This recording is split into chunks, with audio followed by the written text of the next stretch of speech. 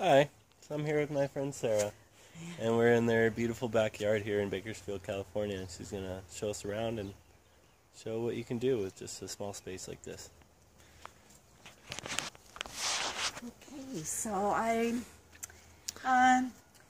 this place when we first got it 20 years ago had a grapefruit, an orange, and those are the only plants that are still original. So in 20 years we have started creating food sources and just created herbs that we can use, and also just color. We have lots of color. Mm-hmm. So did you want me to show the ceremony area or not? Yeah, go ahead. Okay, so the ceremony area here was the first thing that we put in, and everything has grown up around it. So we put in the patio, and you're catching water off there, right? Pardon? You're catching water off the patio, right? Water, yes, this is being caught off the patio. This ceremony area has been planted to support our tortoise that lives under the mound there. Who dens is that what that little hole is? Yeah. Oh, okay. So everything in here is edible for her. And oh, beautiful.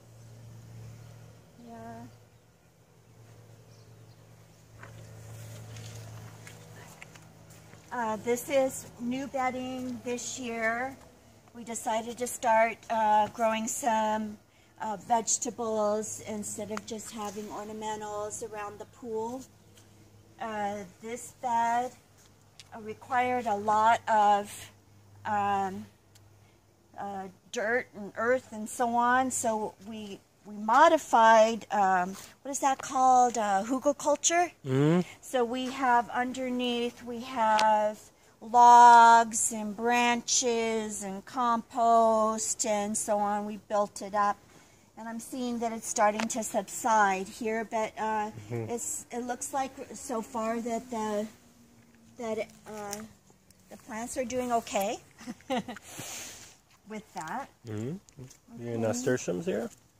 Nasturtiums, yeah. Mm. These are edible too. Yep, they are tasty. Yummy. So we have dill in here, and our plants are beautiful. Plants are kind of overshadowing the peppers we have here. But, yeah.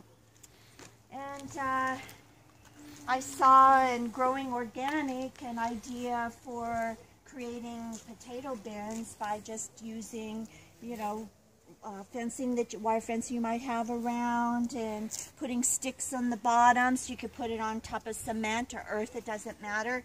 And then putting compost, and then planting your potatoes. And I was in combination using that idea of, as the plants grew up, that you just continue adding mulch around. And they were doing beautifully until we had a little water issue. I think they got too much water.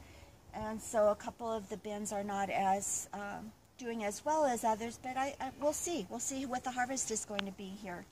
So I started off not putting any weed block around, but I thought, oh well, things are kind of like sticking out, falling out. I put the weed block. I thought that would help. I don't know. We'll see. So here we have grape.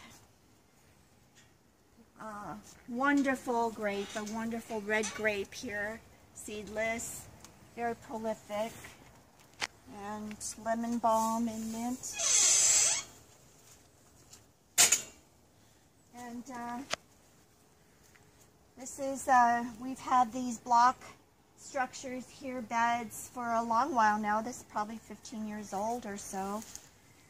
This bed I planted in winter crops, cilantro, and I think there's some parsley, lettuce, kale, and so on. It's just, I kind of let it go. It hasn't been tended yet. Here we have some more of our block beds, and we have this greenhouse structure that we put over some peppers and some tomatoes to kind of extend their harvest. It extended this one's harvest, so that here in April it was already producing peppers. You started those early? No, this just came. I mean, Oh, it stayed. It's from a perennial now. Yeah. Right, it's a perennial because of the greenhouse. So we have peppers and garlic and so on in here. In our perimeter here we have avocado, we have a little peach that now is shaded in the avocado. This was an attempt to spallier plums, so I have 3 plums, a Santa Rosa, I have an elephant heart, and another kind of plum I've forgotten, and they are doing wonderfully, but I thought I put in semi-dwarf and looks like a standard. Yeah. Yeah, and Yeah. it's just going to town. Yeah. We have an apple in here, a nectarine, and shading our chicken coop here, I put in pomegranate that's just doing wonderfully. Yeah, it's like vining over almost. Yeah. These are your chickens? So this is, we have a brooding hen in here, Pepper. We gave her some fertile eggs that someone put aside for me, and she's brooding about 9 eggs, and so in about a week we're wondering if we might get some. Hey, Pepper. We might get some little chicks. We'll see. Yeah. You let them out to run around in the garden out here sometimes? You know what we do until they start pecking our food. Yeah. But yes, my intention here we have a couple other older hens in here, and we do have some chicks, and so my intention is to create a space that they can go here. Out here on this pig path. Right. Yeah. So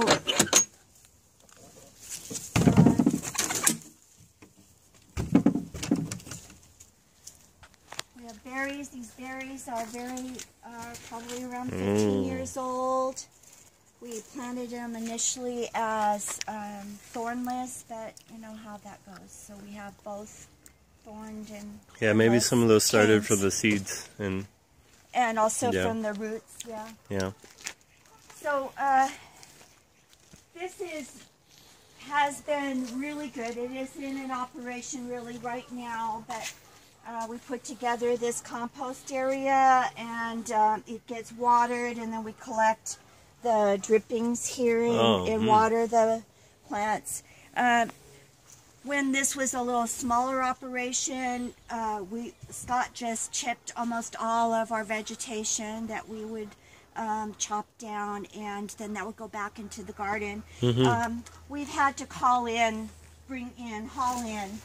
more, but right now we're putting our chippings here, our clippings, I mean to say, and then Scott will chip it and spread it around. Compost it with our chicken litter, and makes it a really good medium for growing in. And let's see if there was anything. Oh, so we're in the process now of enclosing this. So I intend to put in some chicken forage, and then of course they can just go around in the under the litter of the tree and wherever they can find. Eat those bugs. Lots of cockroaches.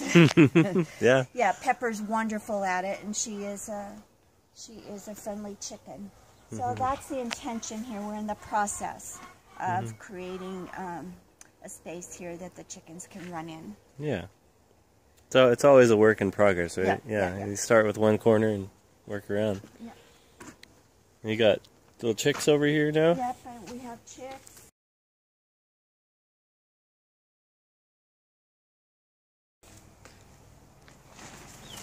Hey guys. And how old are these? So we got them in March, so they must be about 8 weeks old or so is what I'm guessing, something like that. Yeah. You're gonna like it back there. Yeah, they're gonna. Well, that's the next project now that we're back in town, is to create a space for them. Okay. So they've outgrown that. And I started, we had this wonderful shade tree here that was just too much. We had to take it up. And so I started planting some vegetables along here and see how it likes it. But they're competing with the cypress root here. Oh, yeah, the allopathic stuff there. So I'm trying to, I planted some gourd. I wanted some gourd to grow up here, so I created a trellis for it to go up on. But they have not come up. And I planted a cherry tomato for those swimmers this summer that come in. My idea is that they can come and pick cherry tomatoes. And we'll see. All right. It's the idea. I really like your front yard. You want to go tell us about that? Okay.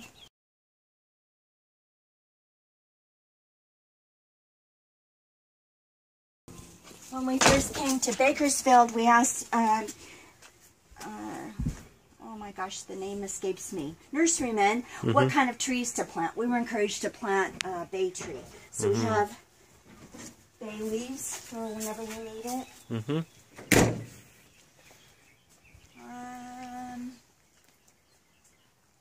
We took out the lawn. Scott built this mound here, which has been seeded by birds. Birds come in, have brought all these grasses in. Looks a little weedy right now, but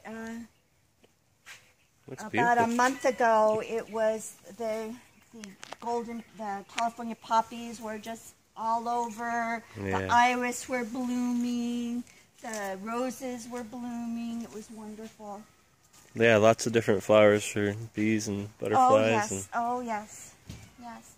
So we have some geranium. It's one thing about the video you can't smell. We went by the coastal sage here, the white sage, the rose geranium. They all give off their scent. Rosemary here.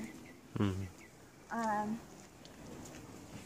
using the chips to just keep down weeds and just throw more on there every once in a while. We're trying that. The big rocks have been brought in, and I just wanted to come over here and show off bindweed. Show off this wonderful grass set up here. I don't know where it came from, but it is just a wonderful grass. It grows under the redwood there, and this is a redwood? Sequoia, yeah. Oh wow, little baby. And I wanted to show this. This is one of the things the birds brought in was acorns. So we have a oak growing here. Oh wow, beautiful. We do have some natives growing. We have ceanothus, that's what that is. And this toyon here will create red berries for birds. And then this Mexican sage is doing wonderfully. And our hollyhocks keep coming up. Yeah, they seem to like it here. All over the place. They're beautiful plants. Oh. So I think that's it. I don't know. Oh, thanks for showing us around. Yeah, it's a beautiful, beautiful place. A lot better than a big water-using lawn. Thank you for watching. If you like my videos, please do subscribe and feel free to share them around social media. These videos are made possible by the generous donations of my supporters. So if you'd like to make a donation, you can do so via PayPal or Bitcoin. If you'd like to offer ongoing support, please do consider becoming a patron through my page at patreon.com/JosephGrimes. I've got a lot planned for this year, and lots more videos in the works, which I hope will inspire others to take the leap into their own adventures in homesteading and permaculture. So once again, thank you for watching, and thank you for joining me in building a better world through permaculture.